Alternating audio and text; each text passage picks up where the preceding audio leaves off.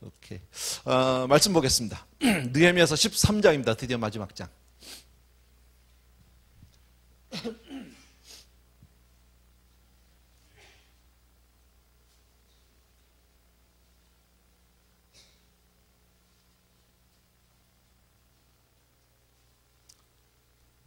느헤미야서 13장. 예. 그냥 펴두시고요. 오늘 제가 다는 안 하고요. 예, 두 번에 나눠서 이 내용을 같이 하려고 합니다. 근데 전체 13장 전체에 대한 그 개요를 좀 말씀드릴게요. 13장은 쉽게 말하면 nothing special. 전체가 새로운 내용이 없어요. 우리들이 너무너무 잘 아는 내용이에요. 뻔한 내용이에요. 그런데 느헤미야서 맨 마지막 장을 그렇게 하나님이 우리에게 주시고 계세요. 네 가지 주제가 있어요. 이 안에는요. 전체 13장 안에는 네 가지 주제가 있는데 제일 처음에는 성전을 깨끗이 해라. 신앙의 어떤 거룩, 순결 여기에 대해서 말씀을 하고 있고요. 그 다음에 두 번째는 11조 생활을 철저히 해라. 그 다음에 안식일을 잘 지켜라. 그 다음에 맨 마지막으로 이방인과 결혼하지 말고 결혼을 정결하게 해라. 뭐 이런 내용이에요. 그게 네 가지 주제예요. 그렇게 네 가지 토픽이 13장에 있어요. 뭐 새로운 게 있어요? 아무것도 없어요. 새로운 게. 왜 근데 하나님이 이런 말씀을 주셨을까? 11조 얘기하면 성도님들 별로 안 좋아하잖아요. 그죠? 지난번에 우리 앞에서도 11조를 한번 했거든요. 나와서 제가 간단히 좀 한번 했어요. 근데 이제 다음번에 이제 우리 11조 얘기를 또 한 번 해야 돼요. 왜 하나님이 자꾸 이렇게 11조에 대한 이야기를 느헤미야서만 집중적으로 지금 이렇게 말씀을 하실까? 우리가 세상을 살면서 돈에 대해서 자유한 사람이 아무도 없습니다. 그리고 돈에 대해서 다 아주 민감합니다. 예민합니다. 누구도 그렇습니다. 아무도 자유하지도 못하고 다 예민하다. 그래서 하나님이 11조를 명령하신 거예요. 우리에게. 그렇게 하라고. 그런데 그것을 지키지 않으면 한마디로 평생 고생합니다. 이거를 여러분에게 무슨 공갈이나 협박으로 듣지 마십시오. 성경이 우리에게 가르쳐 주시는 겁니다. 오늘은 제가 그 부분에 대해서 말씀을 거기까지 아마 못 갈 겁니다. 11조까지는요. 근데 하나님이 여기에 주신 명령이기 때문에 그 부분에서 내가 순종하지 않으면 평생 고생합니다. 그 선택은 우리가 하는 겁니다. 이미 앞에서 11조 문제를 건드렸는데 말씀을 했는데 건드렸다는 표현이 이상하네요. 하나님이 우리에게 말씀을 해주셨는데 13장 끝에 가서 다시 한번 11조 문제를 얘기하는 것은 왜 그럴까? 이스라엘 사람들이 잘 안 지키기 때문입니다. 잘 지키면 뭐하러 두 번, 세 번 얘기하겠습니까? 사실은 세 번째입니다. 느헤미야서에서만. 지난 시간에도 잠깐 나왔습니다. 제가 다루진 않았는데 그냥 11조라는 게 있다는 것만 얘기하고 있다는 것만 잠깐 했습니다. 그 다음에 안식일을 거룩히 지켜라. 뭐 다 아는 내용이지만 그 다음 주제가 안식일. 참 요즘에 저도 마찬가지지만 현대 우리 크리스찬들이 안식일을 잘 지키기가 쉽지 않습니다. 지키는 척만 합니다. 그죠? 안식일은 거룩하게 드려야 되는데 지난번에 제가 한번 그런 말씀드렸어요. 안식일은 요즘에 우리가 줄었죠. 얼마나 줄었다고요? 1시간? 혹은 2시간? 교회 와서 예배 드리는 시간만 안식일이에요. 조금 더 시간을 드리면 오는 시간부터 준비해서 오는 시간부터 예배 드리고 가는 시간 정도까지가 안식일이라고 하면 한 2-3시간 될까요?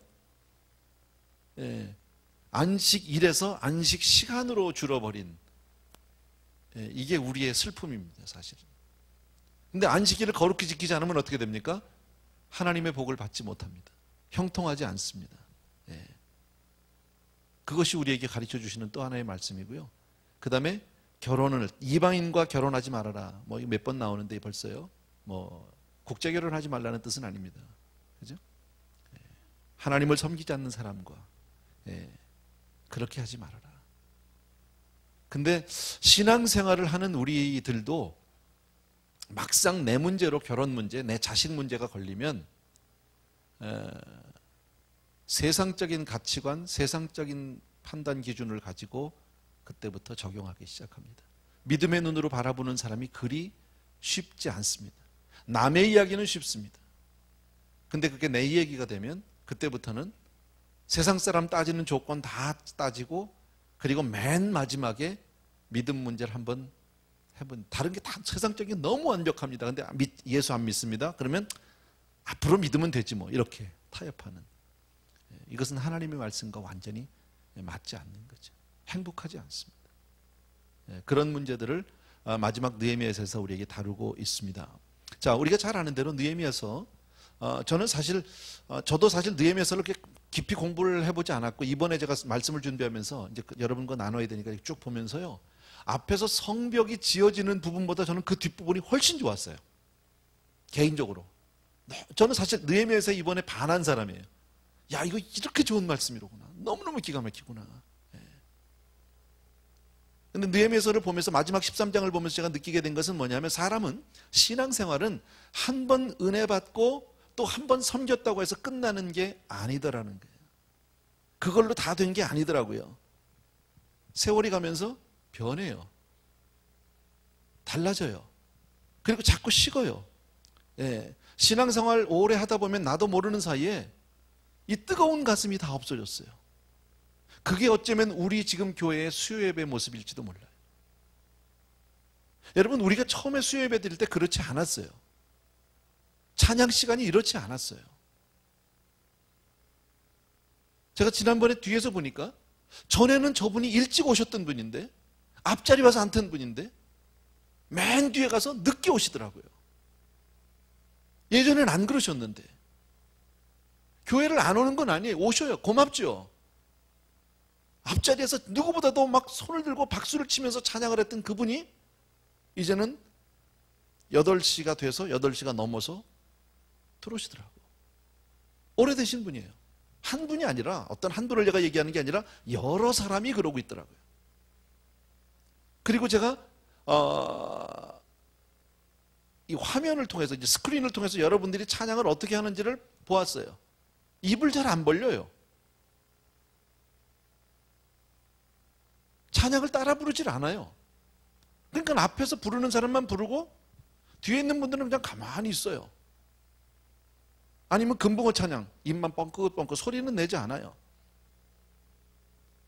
근데 그리고 아무렇지도 않은 거예요. 모르는 거예요.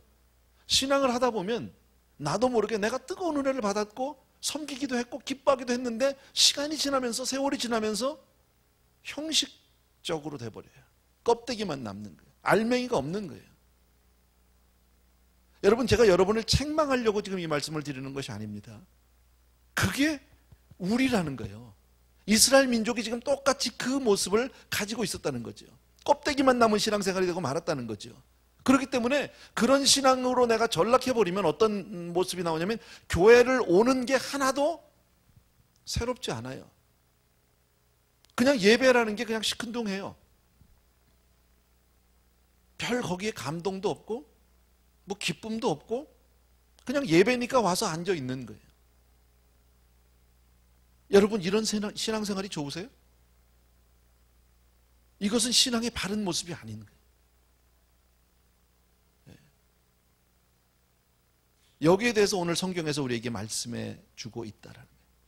조금 더 나가면요, 그 신앙은 교회를 우습게 여기고 하나님을 두려워하지도 않게 되고요, 하나님 말씀대로 교회를 섬기지 않아요. 전부 내 상식이나 내 경험을 가지고 자기 생각대로, 자기 고집대로, 자기 목소리만 높여서 그렇게 합니다.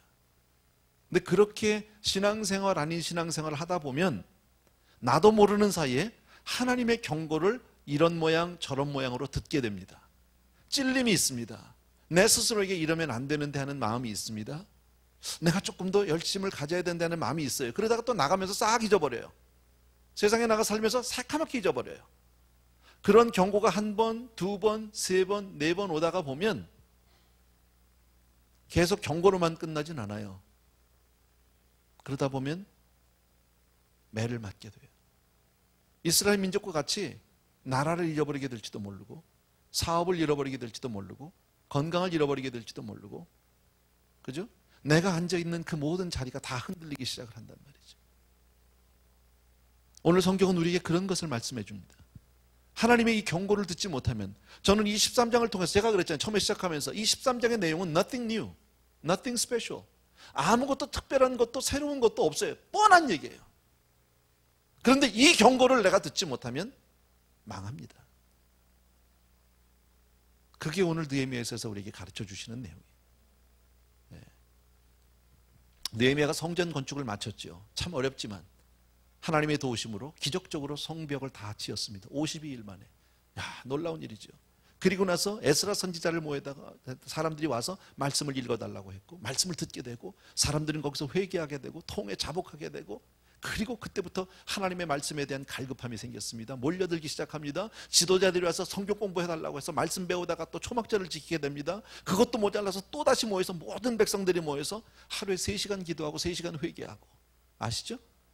말씀 듣고 기도하고, 말씀 듣고 기도하고, 적어도 반나절을 6시간을 그렇게 서서 하나님 앞에 매달렸던 사람들이 이스라엘 사람들. 그 열정 여러분 아시잖아요. 그죠? 이건 정말 하나님이, 여러분 그때 피곤함이 있을까요? 그때 무슨 지루함, 야 이거 너무 지겹다 뭐 이런 게 있을 수 있나요? 아니요. 시간 새록새록 그 시간이 얼마나 빨리 가는지 모르고 너무나 좋은 거예요. 그렇게 눈물을 흘리고 그렇게 정말 하나님 앞에 내가 가슴을 치면서 내가 회개를 해도 가슴이 후련한 거예요. 기쁨이 있는 거예요. 눈물을 흘린지언정 내 삶 가운데 막 그냥 그 뭐라고 하니까 에너지가 막 솟구쳐 오르는 거죠. 하나님을 위해서 더 달려가고 싶고 더 달려가고 싶고 이런 겁니다. 아름다운 모습들이 있었어요. 그런데요, 시간이 좀 흘렀어요. 시간이. 느헤미야가 그 당시에 총독이었었는데 예루살렘에 총독직을 마치고 나서, 그리고 원래 이 사람은 페르시아 메데바사라고 그랬잖아요. 성경에 페르시아의 왕의 비서실장쯤 되는 사람이잖아요. 그래서 다시 페르시아로 돌아갔어요. 얼만큼 돌아가 있었는지 성경에 정확한 기록이 없지만 어쨌든 다시 갔어요. 원래 자기 자리로 이제 돌아간 거죠. 그리고 갔다가 다시 돌아왔어요. 잠깐 휴가 내서 다시 가보고 싶어서 잠깐 얼만큼 떨어져, 그 시간 간격이 얼마나 있었는지 성경에 기록이 없어서 잘은 모르겠지만 어쨌든 페르시아로 갔다가 왕한테 허락을 받고 그리고 다시 예루살렘으로 돌아왔습니다. 근데 예루살렘에 그 막 성벽을 짓고 부흥이 일어나는 그 시점과 지금 느헤미야가 다시 페르시아에 갔다가 돌아온 시점과의 그 사이, 그 차이는 12년이라는 시간이 흘렀어요. 12년. 그게 어디에 있느냐면 6절에 있어요. 12년 후에 다시 그 예루살렘 성전으로 다시 돌아왔습니다. 그때 제가 읽어드릴게요. 그때 내가 예루살렘에 있지 아니하였었느니라. 바벨론 왕 아닥사스다 32년에 내가 왕에게 나아갔다가 며칠 후에 왕에게 말미를 청하고 예루살렘에 이르러서야. 말미를 청하고 휴가를 얻어서 뭐 쉽게 말하면 이렇게 보면 됩니다. 자, 아닥사스다 왕 32년이라고 되어 있잖아요. 근데 느헤미야가 예루살렘 성벽을 건축하고 했던 그 해가 아닥사스다 왕 20년이에요. 근데 지금 32년이니까 몇 년 흐른 거예요? 12년이 흐른 거예요. 우리 교회가 지금 몇 년 됐어요? 개척한 지? 12년이 됐어요. 돌아왔더니 뭘 봤어요? 느헤미야가 예루살렘에서 신앙의 타락을 봤어요. 우리가 12년 됐는데 신앙의 타락을 보고 있는 거예요. 한 10년쯤 지나면 신앙이 그렇게 되는 것 같아요. 여러분 각자를 돌아보시기 바랍니다. 처음 내가 은혜 받았을 때 첫사랑을 기억하실 겁니다. 그 뜨거웠던, 그 순수했던 열정. 근데 신앙생활을 한 10년쯤, 15년쯤, 20년쯤 하고 나니까 그 뜨거움, 그 열정, 그 순수함 다 어디 갔나요? 껍데기만 있어요. 옛 추억만 남아있어요. 그 열정이 다 식어버리고 말았어요. 이게 우리의 신앙이래요. 우리 이렇게 되면 안 되는 거예요.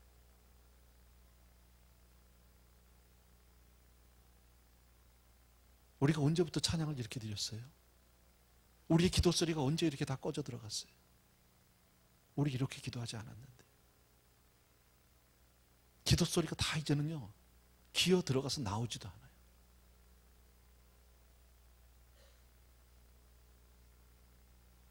이거 아니에요. 여러분, 우리 교회 이렇게 되면 안 돼요.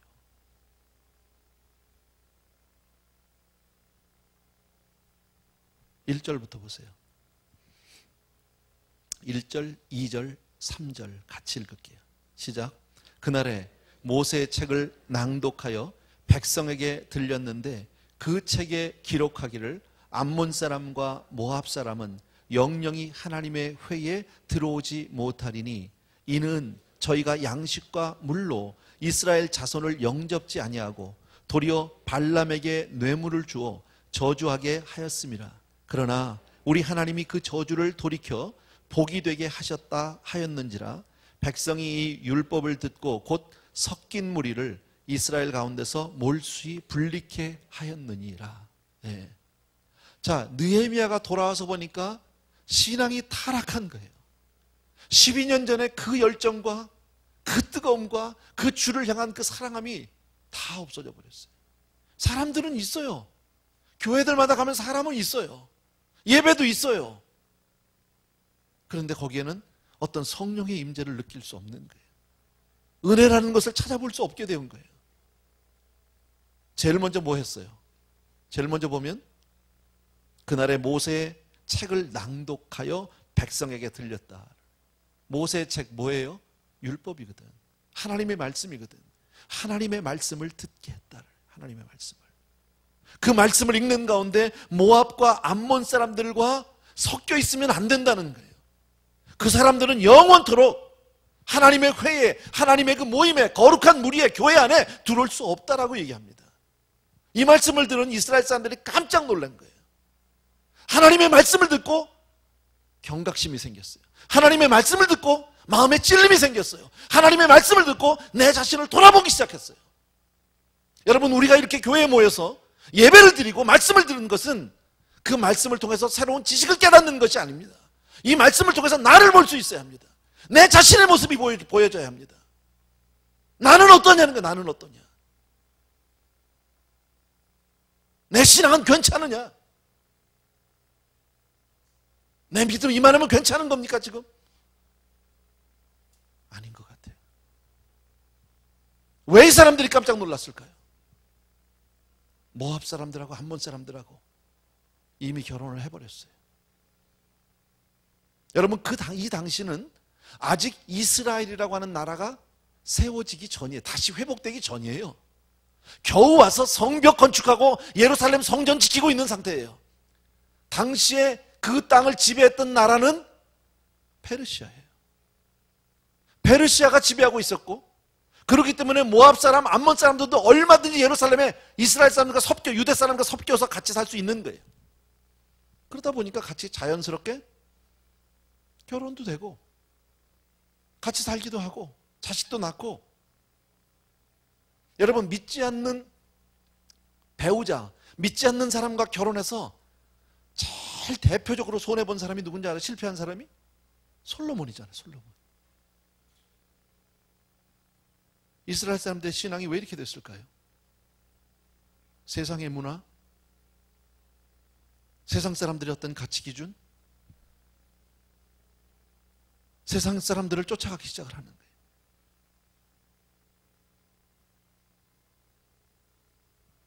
이게 참 속상한 거죠, 여러분.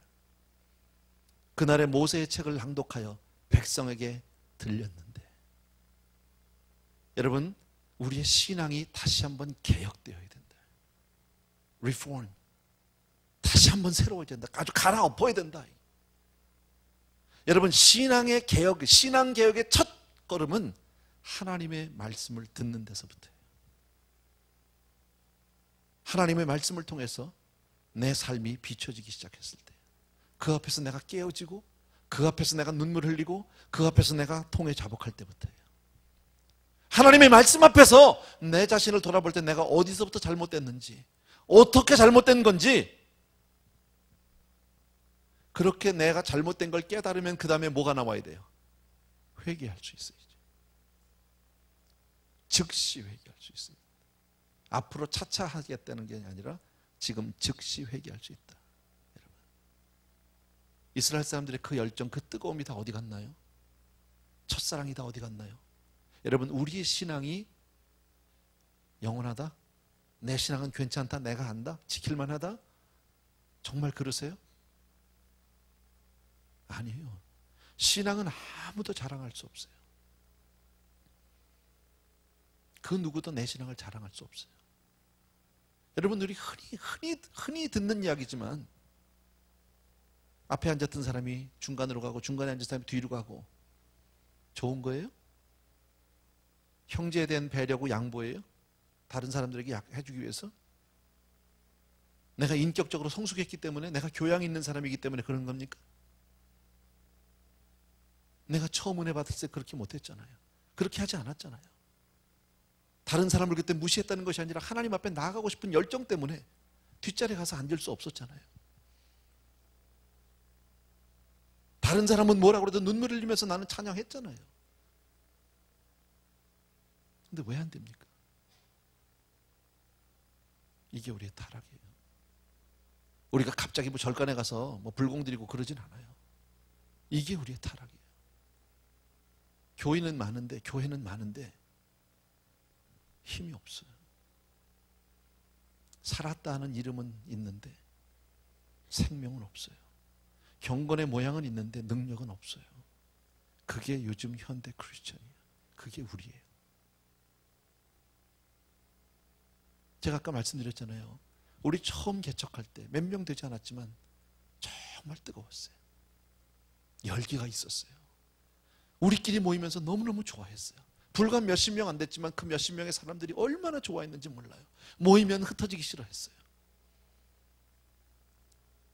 근데 이제는 이렇게 숫자가 많은데 그 열기가 없어요. 식어버렸어요.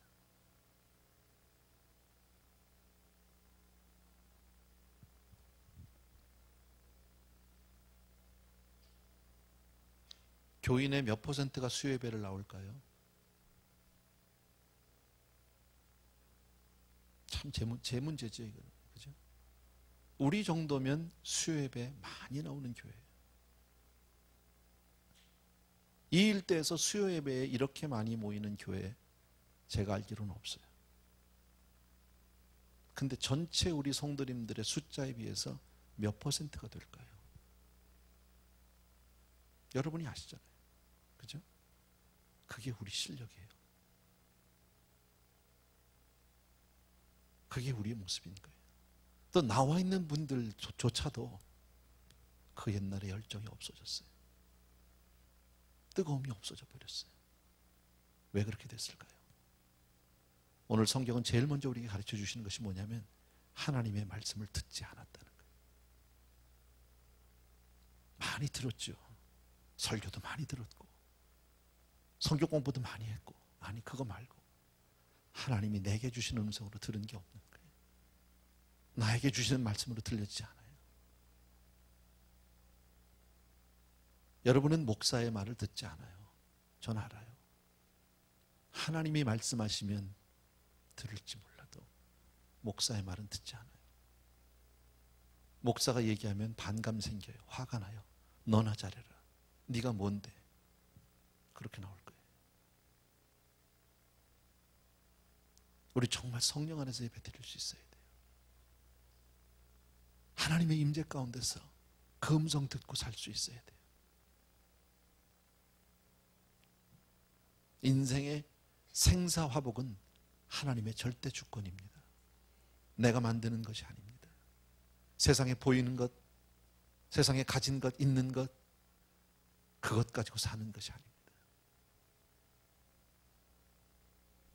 사람이 떡으로만 사는 것이 아니라 하나님의 입에서 나오는 모든 말씀으로 사는 겁니다. 정말 하나님 말씀 들을 수 있어야 합니다. 이 율법을 듣고 곧 섞인 무리를 이스라엘 가운데서 몰수히 분리했다라고 얘기합니다. 말씀을 듣는 즉시 그들은 자기들 무리 가운데 섞여 있는, 섞인 무리라는 게 뭡니까? 예수 믿지 않는 사람들입니다. 암몬 모압 사람들입니다. 우상을 섬기는 사람들을 즉시 분리해버렸다는 거예요. 왜 분리해야 합니까? 전도 대상이잖아요. 선교할 수 있는 사람들이잖아. 우리 품 안에 들어있는 어쩌면 선교 대상들이 아예 내 품으로 기어 들어왔는지도 모르잖아. 이렇게 볼 수도 있죠, 얼마든지요. 그러나 신앙은 그렇지 않아요.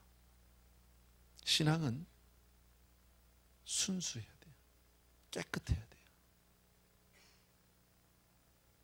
하나님은 나 외에 다른 신을 두지 말라고 말씀하셨어요.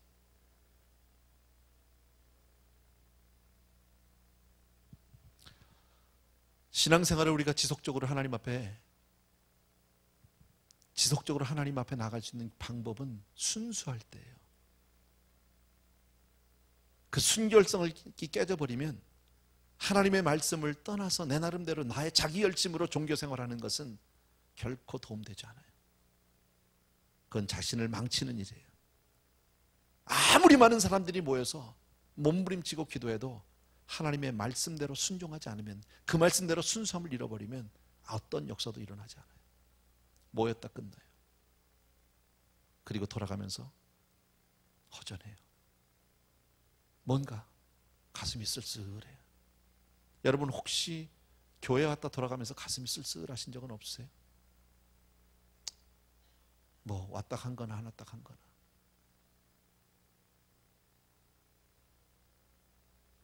이게 우리 회개 제목이에요. 신앙생활은 분명하게 해야 합니다. 우리가 우리의 교회를 순수하게 지키지 못하면, 거룩하게 지키지 못하면 망합니다. 여러분 하나님의 교회는 거룩해야 합니다. 맞아요? 하나님의 교회는, 우리는 이 강대상을 거룩하게 여깁니다.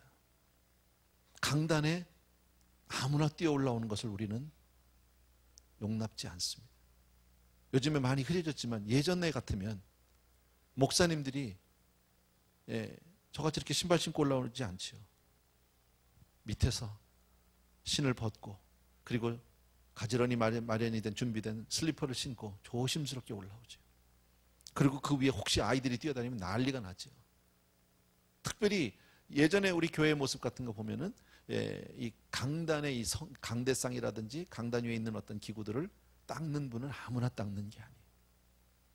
기도 많이 하는 권사님 혹은 집사님들이 맡아서 정성스럽게 와서 닦아요.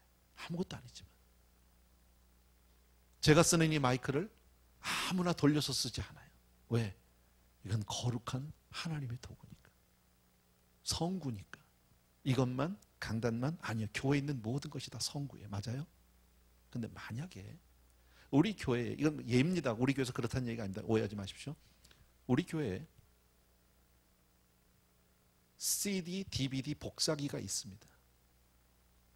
근데 만약에 거기서 세상 영화를 계속 복사해가지고 가지고 간다면 복사 되겠죠. 블랭크 CD 집어넣고 DVD 집어넣고 구워내면 구워지겠죠. 안 되지 않습니다.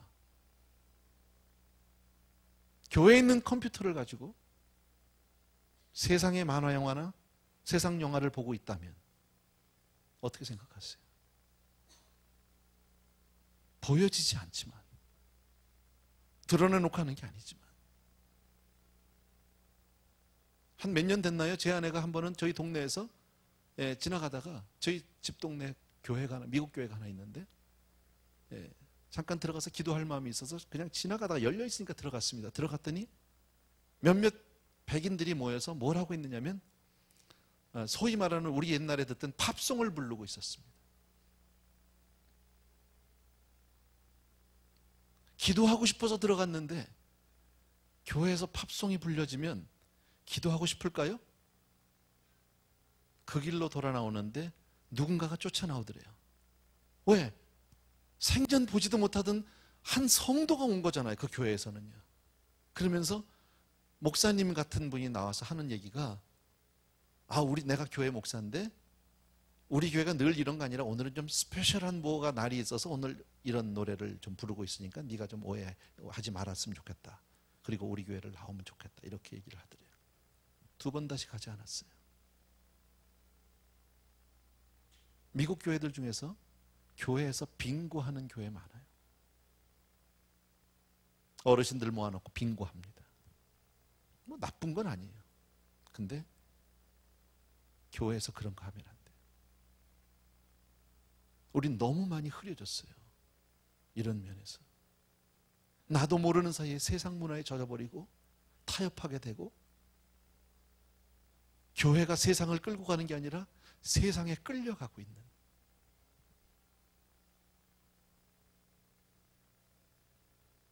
각 부서를 섬기고 각 부서를 책임지고 있는 모든 분들이 정말 내가 맡은 직이 성직이라고 생각하고 하고 있는지, 내가 맡은 직분이, 내가 섬기고 있는 이 부서가 하나님 앞에 쓰임받고 있다고 생각하고 있는지. 여러분, 교회의 생명은 거룩성에 있어요. 이스라엘 민족이 여기서 실패하는 거예요. 같이 사니까, 늘 모압 사람, 암몬 사람 다 같이 사니까 그럴 수 있는 거예요. 누구네도 결혼했는데 잘 살던데, 뭐 애 잘 낳고 잘 일도 열심히 하고 사람 성실하고 좋던데, 야 어떻게 꼭 유대인끼리만, 우리끼리만 하냐. 국제결혼을 얘기하는 게 아닙니다. 하나님을 섬기지 않는 사람들, 하나님을 모르는 사람들, 더 나아가서 우상을 섬기는 사람들.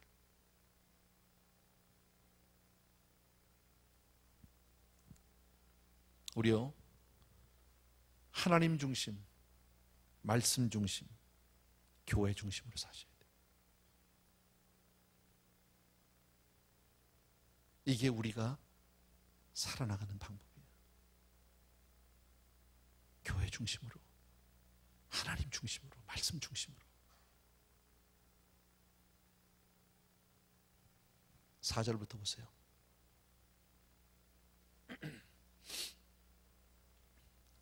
같이 읽을게요. 시작. 이전에 우리 하나님의 전 골방을 맡은 제사장 엘리야삽이 도비아와 연락이 있었으므로 도비아를 위하여 한 큰 방을 갖추었으니, 그 방은 원래 소재물과 유향과 기명과 또 레위 사람들과 노래하는 자들과 문지기들에게 11조로 주는 곡물과 새 포도주와 기름과 또 제사장들에게 주는 거제물을 두는 곳이라. 그때 내가 예루살렘에 있지 아니하였느니라. 바벨론 왕 아닥사스다 32년에 내가 왕에게 나아갔다가 며칠 후에 왕에게 말미를 청하고, 뭐 그쯤 봅시다. 예. 자, 여기 지금 우리가 낯이 익은, 귀에 익었던 이름이 한 사람이 나왔어요. 도비아라고 하는 사람이에요. 도비아. 자, 아주 크게 얘기해서 블랙 앤 화이트로, 우리 흑백 논리로 딱 봤을 때 도비아는 좋은 사람이다, 나쁜 사람이다? 나쁜 사람이에요. 아주 느헤미야에서 초반부터 나왔던 사람이에요. 도비아와 산발랏이라는 두 사람이 나왔어요. 근데 오늘 그 산발랏은 없어졌지만 어쨌든 도비아 문제가 지금 여기 나왔어요. 자, 근데 이게 문제가 뭡니까? 예. 제사장 한 사람이 또 나오는데, 엘리야삽이라고, 엘리야삽입니까? 도비아가 연락이 있었대. 서로요. 서로 교제했대요. 서로 잘 알고 지냈대요. 서로 가까운 사이예요. 누가? 제사장이요. 이게 문제예요. 예. 도비아는 우리가 성경을 통해서 보면 암몬 사람이에요. 그 중에서도 성전 건축할 때 산발랏과 더불어서 얼마나 방해하고 회방했던 사람인지 몰라요. 얼마나 비방을 많이 하고 그냥 그 블랙메일들을 보내고 악성 그 루머들을 퍼뜨리고 이스라엘의 부흥을 철저하게 반대하고 회방했던 사람이 바로 도비아예요. 근데 그 사람이 지금 제사장하고 친구예요.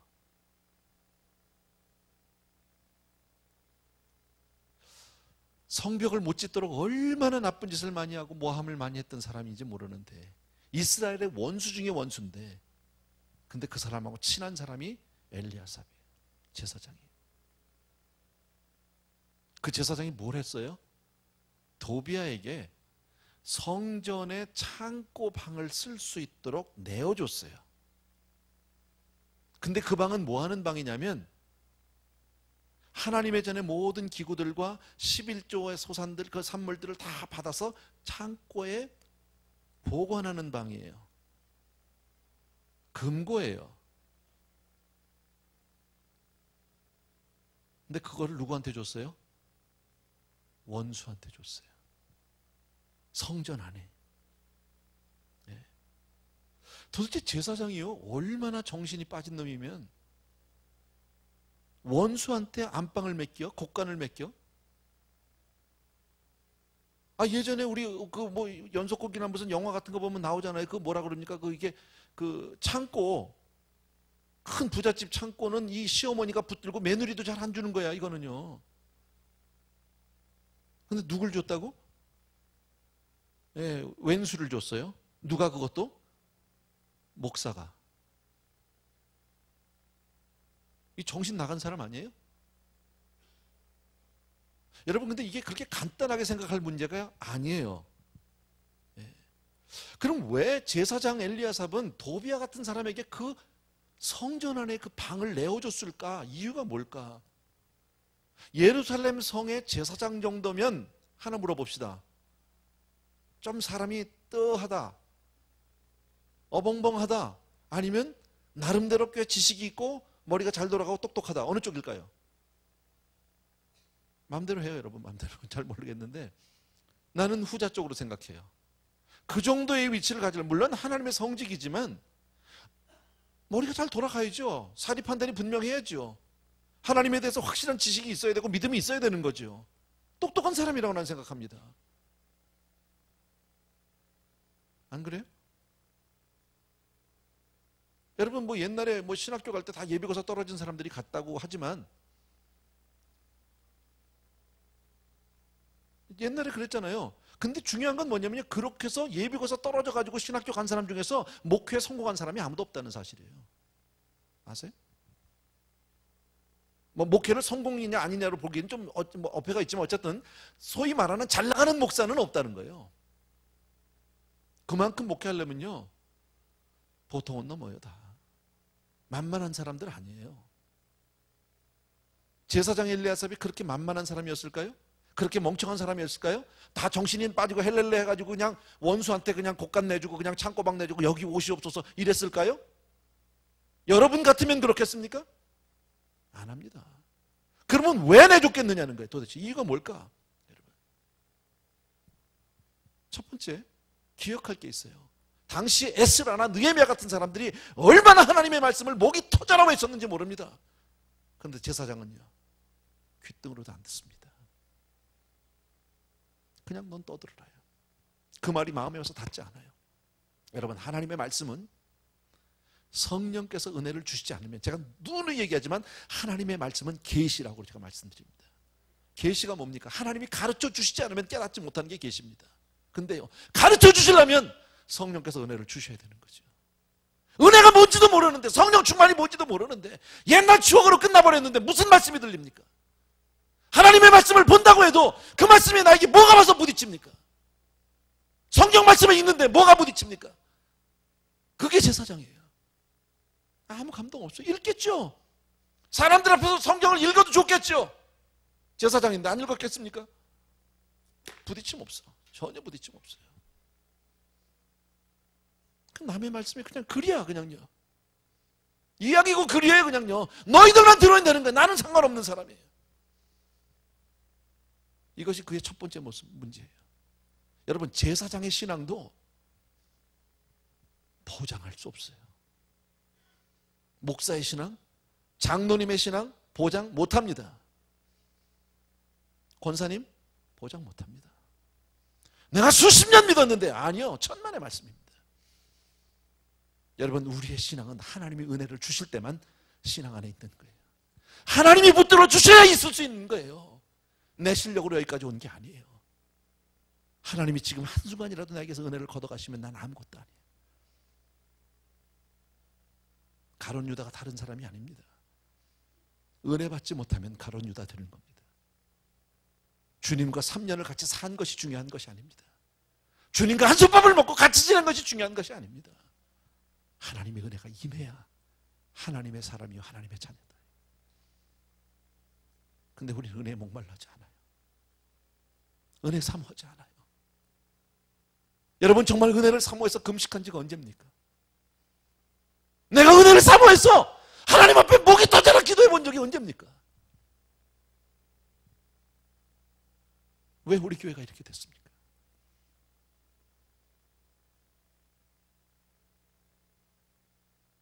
우리요, 이거 남의 얘기 아니에요. 이스라엘 사람들 얘기가 아니에요. 다른 사람 얘기하고 싶지 않아요. 요즘에 교계가 어떻든 나 그러고 싶지 않아요. 우리 얘기예요. 내 얘기예요. 나는 내 얘기로 들어야 하고 여러분은 여러분의 이야기로 들어야 돼요.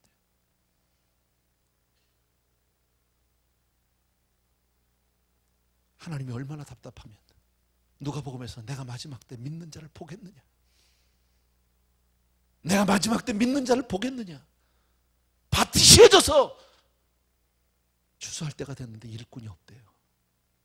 교회가 얼마나 많고 신학생이 얼마나 많고 목사가 얼마나 많은데 하나님이 볼 때는 없다는 거죠. 갈급하지도 목마르지도 않아요.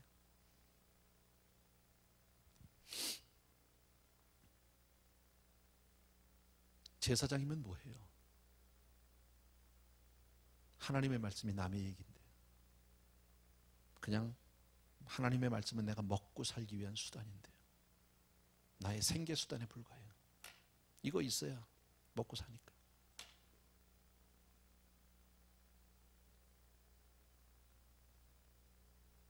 여러분은 언제 성경을 읽으셨나요? 여러분 스스로에게 가슴에 손을 얹고 물어보세요. 우리 장로님들, 우리 권사님들, 구역장님들, 여러분은 언제 하나님의 말씀을 여러분 스스로가 읽었나요?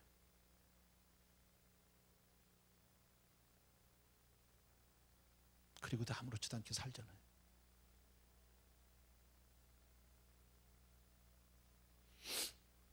또 하나 우리가 할 수 있는 것은 이 도비아라는 사람의 정치력이 보통이 아니라는 것을 알 수 있습니다. 세상적으로 보면 굉장히 난 사람입니다. 느헤미야를 그렇게 괴롭히고 그렇게 회방하고 그런 사람이 아예 성전 창고를 차지했습니다.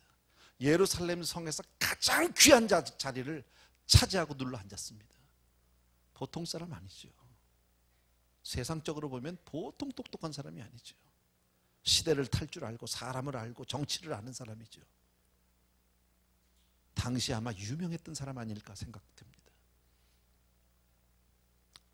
수완이 얼마나 좋았는지 제사장을 구워 삶아서 성전, 더군다나 하나님의 그 성구들과 11조를 모아놓는 그 방을 다 갖다 빼고 자기 사무실 만들었어요.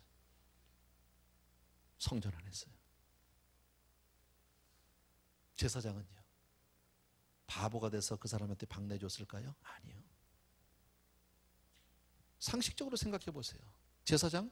이 사람도 보통 사람은 아니에요. 왜 내줬을까요? 그렇게 정치력이 있고 수완이 있고 능력 있는 사람을 방 하나 내주고 내가 예루살렘 성전 안에 이 사람을 좀 데리고 있으면, 있게 하면 이 사람을 통해서 내가 얻을 게 있다 없다?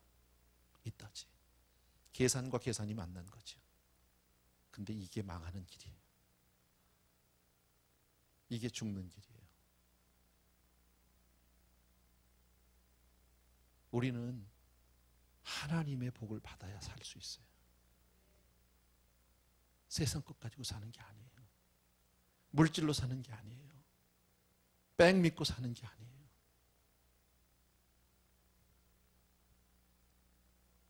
느헤미야가 페르시아 왕한테 가서 휴가 맡아가지고 예루살렘에 꿈에도 그리던 자기의 모든 열정과 하나님이 주신 은혜의 그 현장에 돌아와 보니까 이게 완전히 망가져도 보통 망가진 게 아니에요. 더더욱이나 가슴 칠 일은요, 이 통탄한 일은 성전의 한복판에 제일 좋은 창고에 도비아가 들어와 앉아 있어. 이게 뒤집힐 일 아니에요? 그래서 느헤미야 가서 한 첫 번째 일이 뭐냐? 도비아 내쫓은 일이에요. 제일 먼저. 하나님을 위해서 사용되어져야 할 이 창고에 이 세상 속물 것들이 다 들어와서 막 좋은 뭐 소파, 책상, 뭐 캐비넷 다 들어와 있겠죠. 다 갖다 버렸습니다. 내다 던지기 시작합니다. 여러분, 왜 느헤미야가 그랬을까요? 인간적인 어떤 배신감, 배반감, 무슨 원수라 그래서 그랬을까요? 아니요. 하나님의 성전이 더럽혀지면 망하니까. 그땐 재앙이 임하니까. 여러분, 하나님의 성전, 우리 교회도 이제 작은 교회가 아니기 때문에 여러 부서가 있고 보이지 않는 우리 장로님들의 일일이 손이 미치지 않을 수도 있고 교역자들의 손이 일일이 미치지 않는 그런 구석구석이 있을지 모르는데 혹시 그런 곳이라 할지라도 더러워지면 망하는 거예요. 교회요? 망하는 거 한순간이에요. 이만큼 모였으니까 우리 교회 그래도 12년 동안 잘 왔는데 괜찮다고 생각하세요? 아니요. 무너지려면 잠깐이에요. 한두 사람에 의해서 무너질 수 있는 거예요.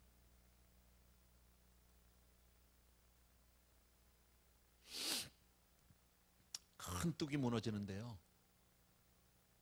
그만하면 돼. 실금하면 되는 거예요. 많은 게 필요 없어요. 내 신앙에 혹시 구멍은 없는지, 내 신앙에 어떤 실금은 없는지, 여러분의 신앙에 바람이 새 들어오는 곳은 없는지, 그거 잘 생각해 보셔야 돼요. 혹시 있다면 당장 내어쫓고 막아야 돼요. 성전 건축한 지 오래됐어요. 12년 됐어요. 그때의 감동, 그때의 감흥, 그때의 열정 다 식어버렸어요. 우리 교회하고 똑같다니까. 지금 12년.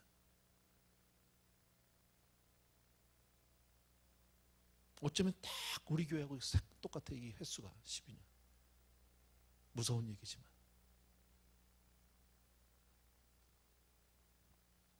성전을 비롯해서요, 그 성전 창고방을 왜 도비아에게 내줄 수 있었어? 어떻게 내줄 수 있었을까?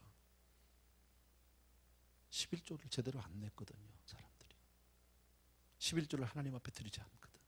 그 창고가 채워지지도 않는데 뭐 빈방이 있는 건데 뭐.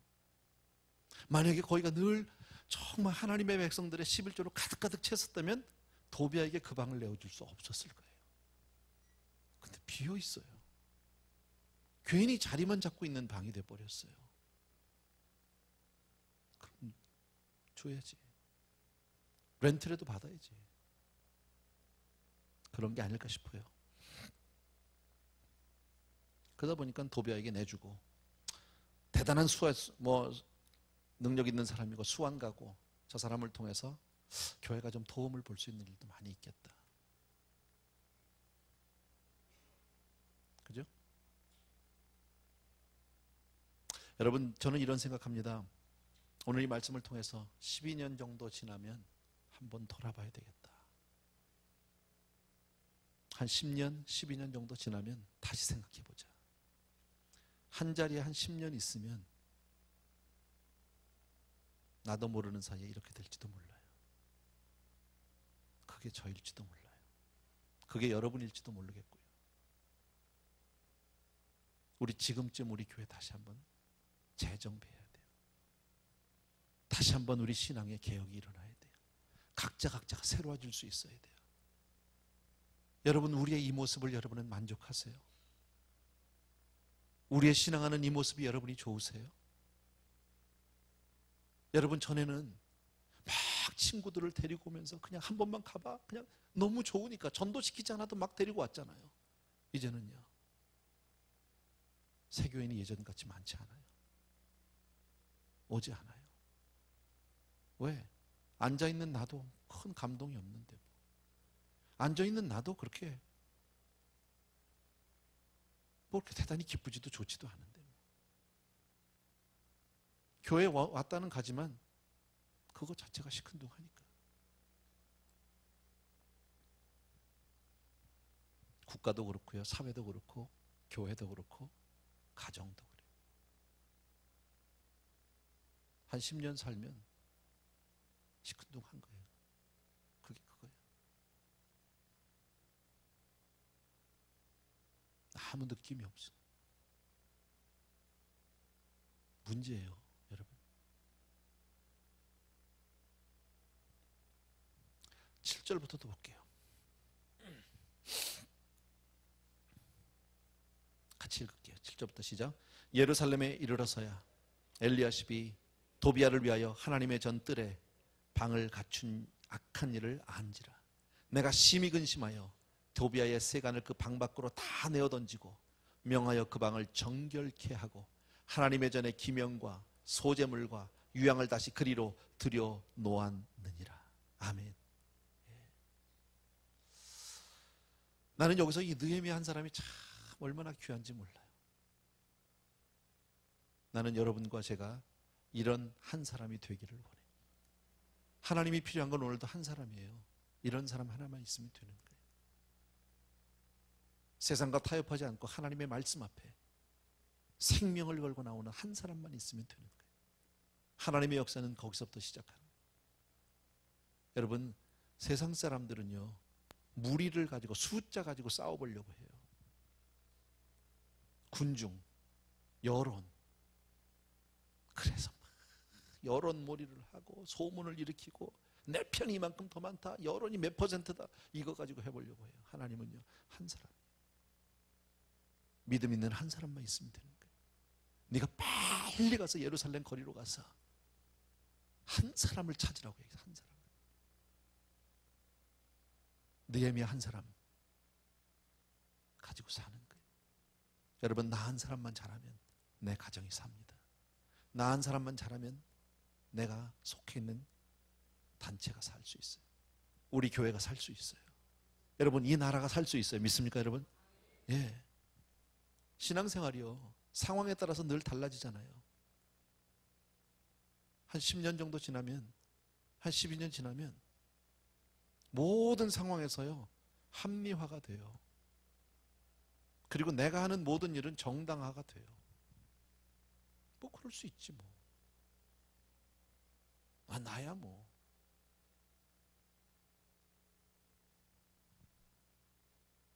아까 말씀드렸지만 교회 오면 신앙생활을 잘해야지. 내가 정신 차려서 잘해야지. 그리고 나가면서 다 잊어버려요. 더 이상 생각나지 않아요. 교회 밖으로 나가는 순간에 다 싹 잊어버려요.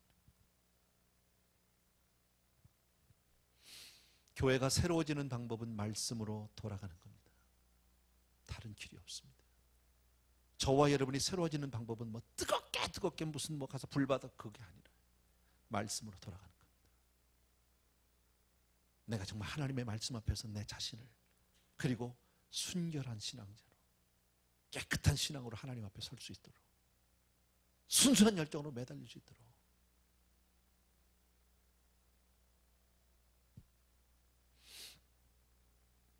나는 우리 교회를 정말 말씀 중심으로, 그렇게 기도 중심으로 그렇게 지키고 싶어요.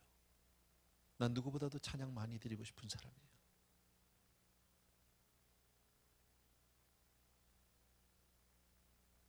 제가 무엇 때문에 찬양을 늦게 시작하고 새 곡만 하고 왜 그래야 되나요? 찬양은 시간 때우기 위해서 있는 게 아니에요. 우리는 예배 시간을 7시 반으로 서로 약속해 놓은 거예요. 8시 아니에요.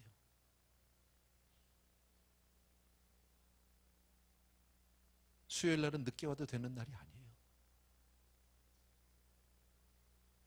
여러분이 정말 직장이 바쁘고 일이 바빠서 늦게 오시겠다면 늦게 시작하자고요. 8시 하자고. 그것도 안 되면 8시 반에 하자. 그런 게 아니고, 수요 예배는 8시라고 그냥 7시 반에는 모이는 사람은 모이고 나는 뭐 찬양은 별로니까. 그런 분들이 여기 있다면 오늘 이 말씀을 들어야 되는 거예요.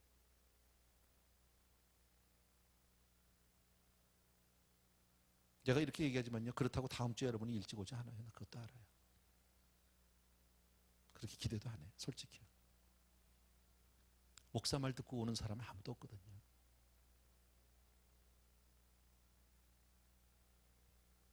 여러분 한 사람 한 사람이 목사를 그렇게 귀하게 생각 안 해요. 내가 귀하다는 얘기는 아니에요.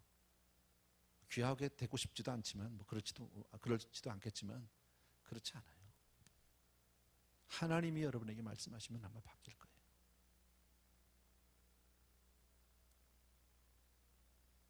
오늘날 교회에 잘못된 목회자가 많은 것 저도 압니다.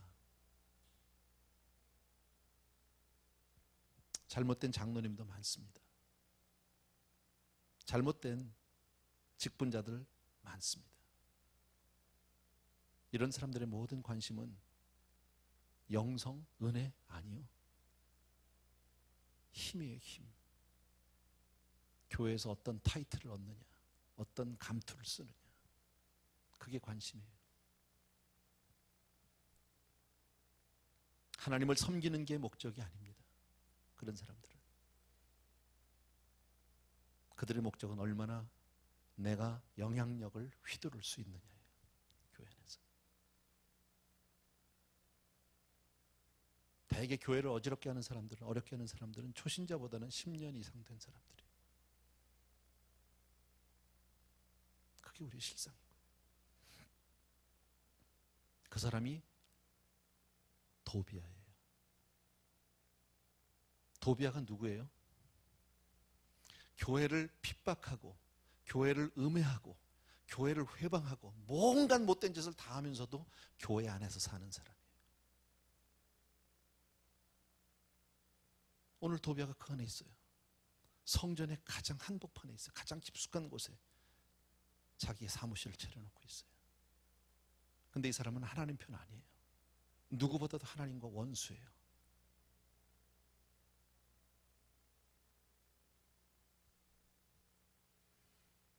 성령 충만도 안 하고 말씀 충만도 안 하고 은혜를 사모하지도 않으면서 공동체 안에 숨어서 교회 생활만 하는 사람들이 많아요.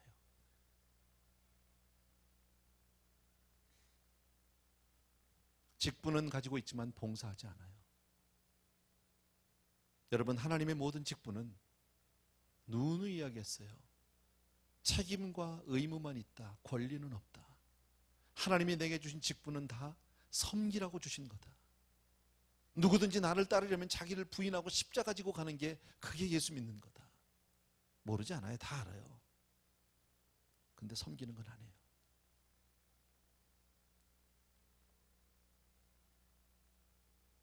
그 사람이 도비아예요. 그런 사람은 부정적인 말을 많이 합니다. 비판적인 말을 많이 합니다.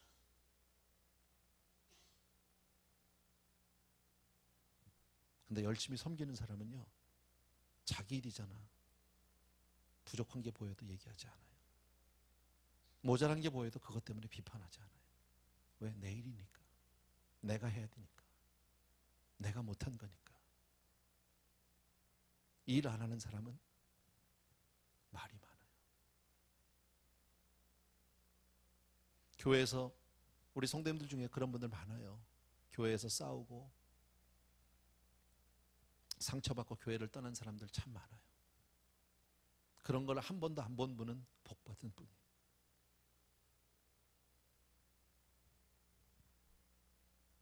왜 그런 일들이 많을까요? 왜 교회들이 왕왕 그렇게 분쟁이 일어나고 분란이 일어나고 싸움이 있고 세상보다 더 악하게 하고 왜 그럴까요? 기도하지 않는 사람이 그 교회에 주도권을 쥐고 있기 때문이에요. 하나님의 말씀을 따르지 않는 사람이 그 교회에 주도권을 쥐고 있기 때문이에요. 그게 이유예요. 그래서 느헤미야는 와서 도비아를 내어 쫓는 거예요.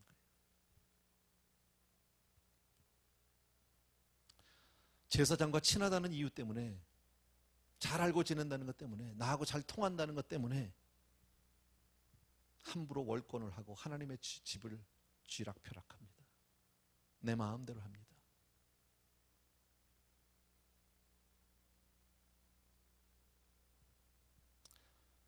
오늘 내용은 여기까지만 우리 보면 돼요. 제가 조금 무겁게 말씀드린 것 죄송하고요. 저 자신을 향해서 한 얘기가 많고요. 저도 우리 교회를 12년 이제 조금 넘겨서 섬기고 있다 보니까 이게 내 모습인 것 같고, 우리 교회의 지금 영적인 실상을 보면 이스라엘의 이때의 모습과 그리 다른 것 같지 않아요. 늘 여러분들에게 사탕발리만 하면서 목회를 할 수는 없어요. 여러분이 더 잘 알아요. 나도 알고 여러분도 아는데 우리의 기도 소리, 우리의 찬양 소리, 그 교회의 영성은 찬양 소리, 기도 소리와 비례한다면요. 좋으세요? 우리 계속 이렇게 가고 싶으세요?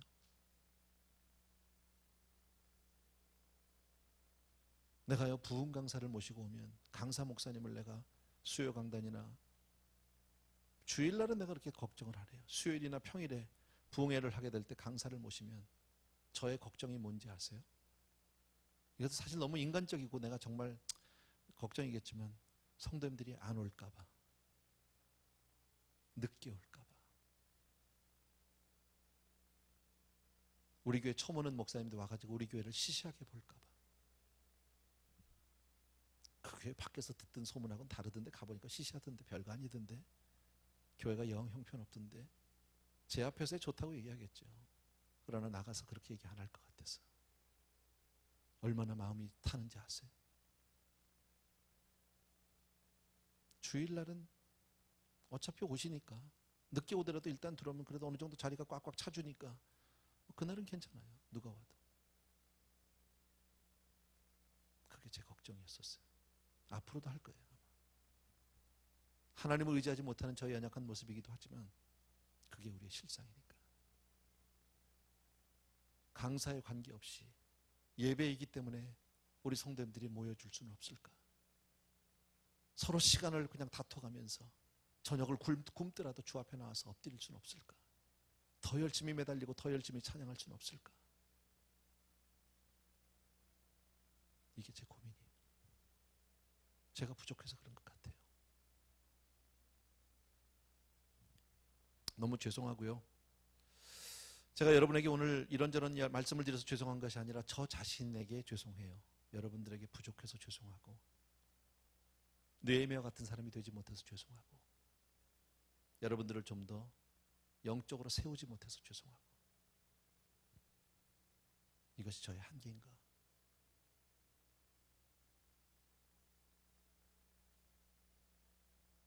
그런 고민도 많이 해봤어요. 앞으로도 할 것 같아요. 10절부터는 다음번에 제가 할게요. 다음 주까지 하고 마칠게요.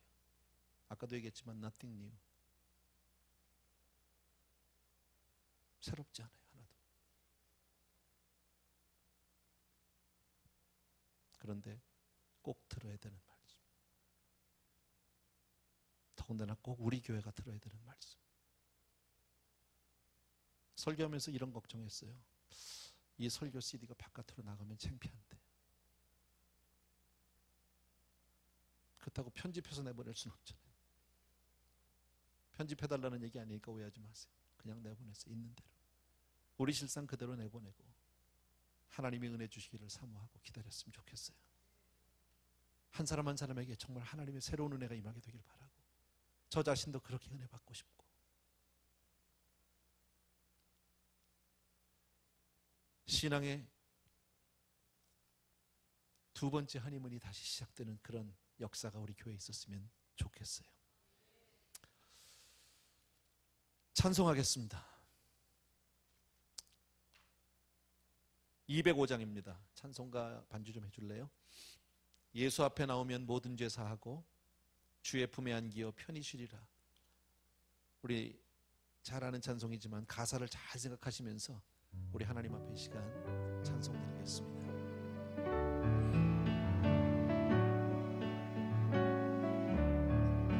예수 앞에 나오면 모든 죄 사하고 주의 품에 안기어 편히 쉬리. 우리 주만 믿으면 모두 구원 얻으며 영생 복락멸유관 확실히 다시 한번 1절 예수 앞에 나오면 모든 죄 사하고 주의 품에 안기어 편히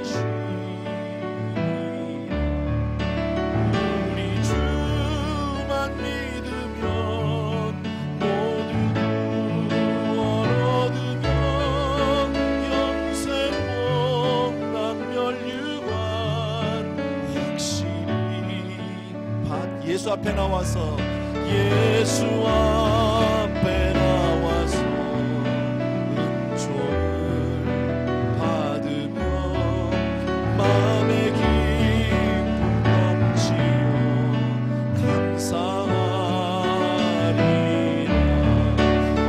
우리 주만 믿으면 모두 구원 얻으며 영생 복락 멸류관 확실히 받겠네. 예수 앞에 설 때에 흰 옷을 입으며 밝고 빛난 내 집에 길이 살리라. 우리 주만 믿으면 모두 구원 얻으며 영생 복락 멸류관 확실히 받겠네. 아멘. 정말 그렇게 믿으시면 한번 아멘. 여러분, 우리가 주님을 꼭 붙드는 것밖에는, 정말 주님을 믿는 것밖에는 다른 길이 아주 없는 줄로 믿습니다. 이 시간 우리 주님 앞에 다시 한번 회개하며 기도하길 원합니다. 주여, 나의 믿음을 새롭게 하여 주옵소서. 내가 나도 모르는 사이에 내 믿음에 정말 아버지의 속이 다 비어가고 있습니다. 껍질만 남아가고 형식만 남아있고 있습니다. 사랑하는 아버지여, 나에게 열정을 다시 한번 부어주시기 원합니다. 주님 앞에 더욱더 뜨거운 열정으로 나갈 수 있도록 주여 도와주시옵소서 하는 마음으로 우리 시간 주여 3창 하나님 앞에 부르짖고 간절히 기도하겠습니다. 시작. 주여, 주여, 주여.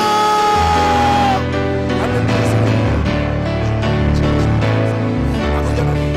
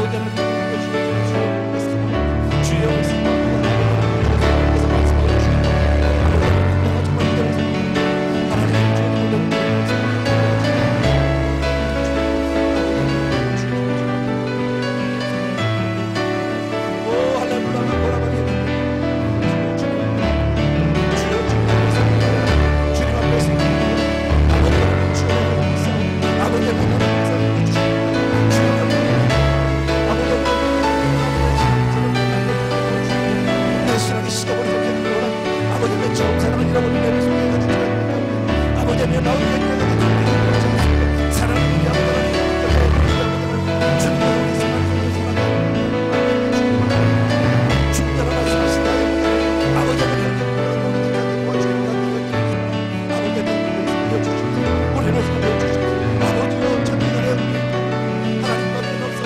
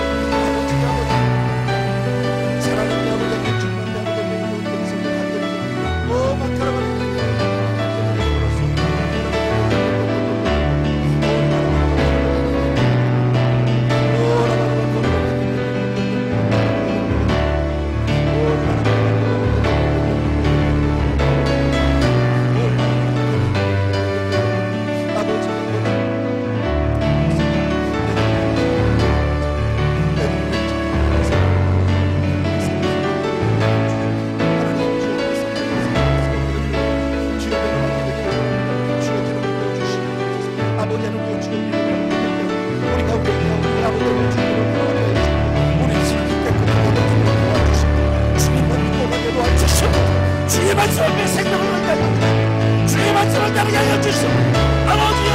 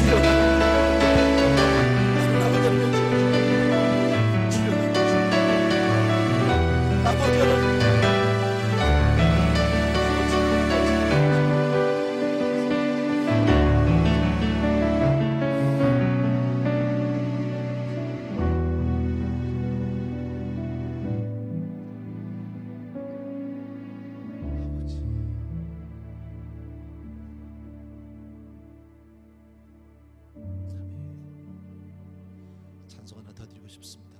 208장입니다. 주 예수 내 마음에 들어와 계신 후 변하여 새 사람 되고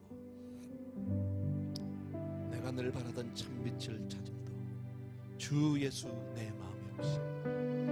우리 마음에 정말 주님을 사모하고 모시는 마음으로 이 시간 같이 드리겠습니다. 주 예수 내 마음에 들어와 계신 후 변하여 새 사람 되고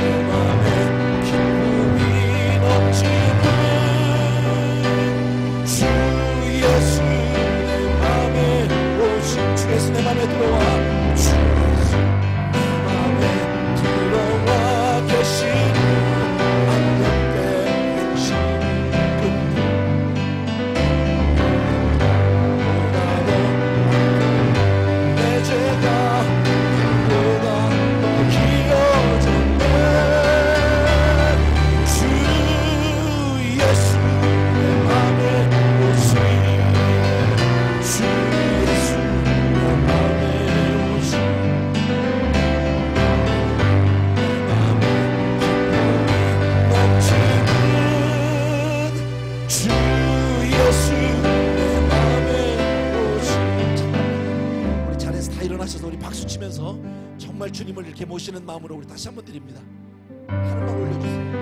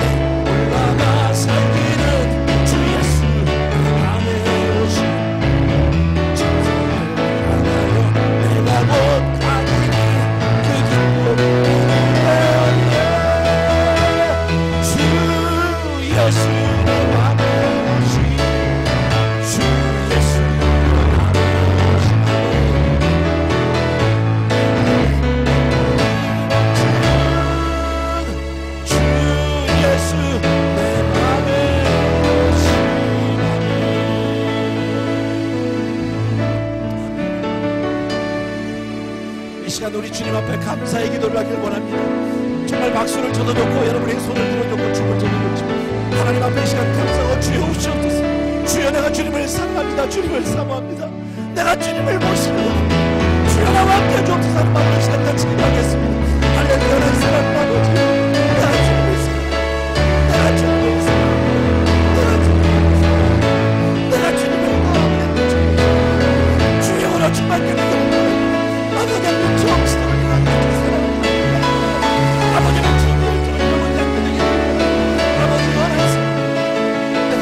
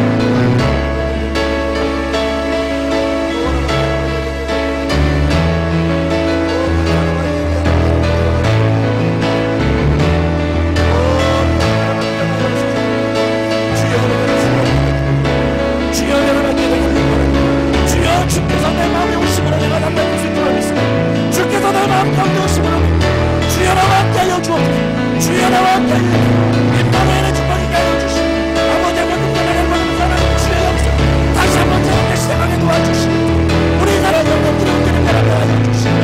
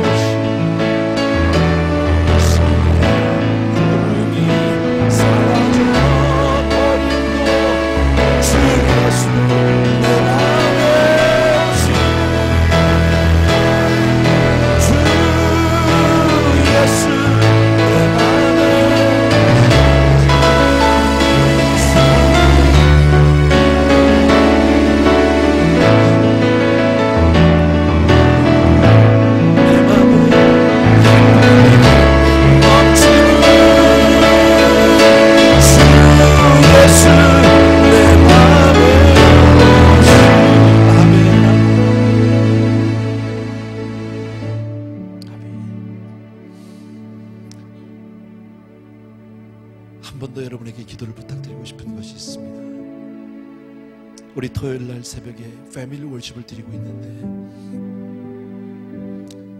정말 내 부모가 축복받는 부모로부터 축복받는 자녀들, 또 자녀들 앞에 신앙의 아름다운 유산을, 부모님들 앞에 신앙의 아름다운 유산을 물려받는 그런 자녀들 되게 해달라고, 더 많은 성도님들이 정말 내가 가장 사랑하는 내 생명보다 귀하게 여기는 우리 자녀들 데리고 나와서 함께 예배하게 해달라고, 하나님 우리 예배를 받아달라고 이 시간 잠시만 한 2, 3분만 같이 기도해 주시면 좋겠습니다. 같이 기도하겠습니다. 사랑하는 아버지, 우리 토요일 마침으로 패밀리 월십을 드리고 있습니다. 사랑하는 아버지, 아직은 어설프고 부족합니다. 아직은 어렵습니다. 그러나 주님, 우리가 더 하나님 앞에 주여 정말 내 자녀 믿음의 아름다운 올려주고 싶습니다.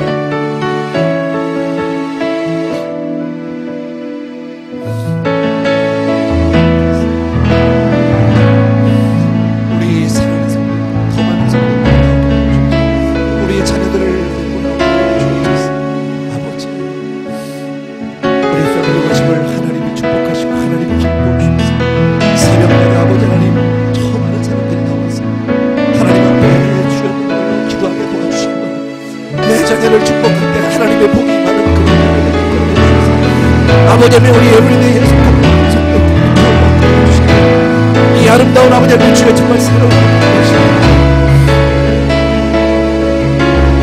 세상에 퍼지게 하여 주시옵소서.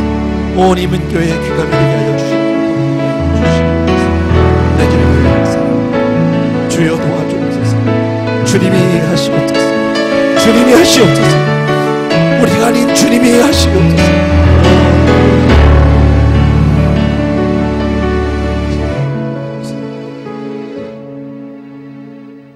사랑하는 아버지, 오늘 주신 말씀 하나님 우리가 잘 받겠습니다.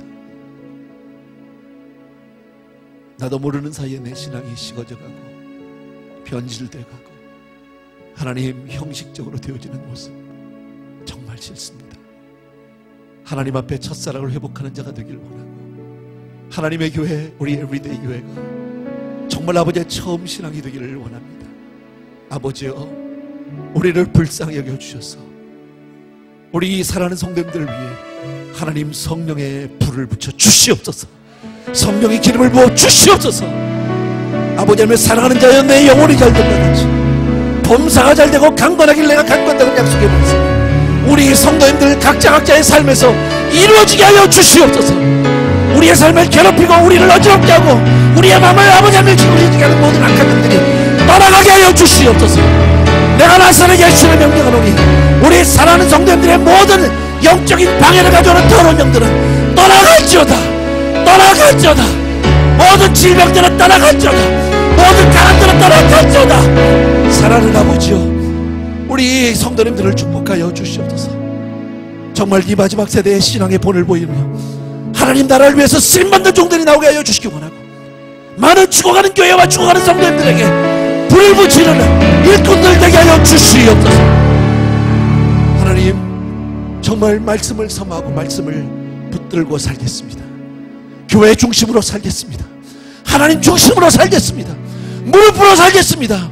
자녀를 위해 기도하는 부모가 되겠습니다. 말씀 앞에 본인하는 부모가 되겠습니다.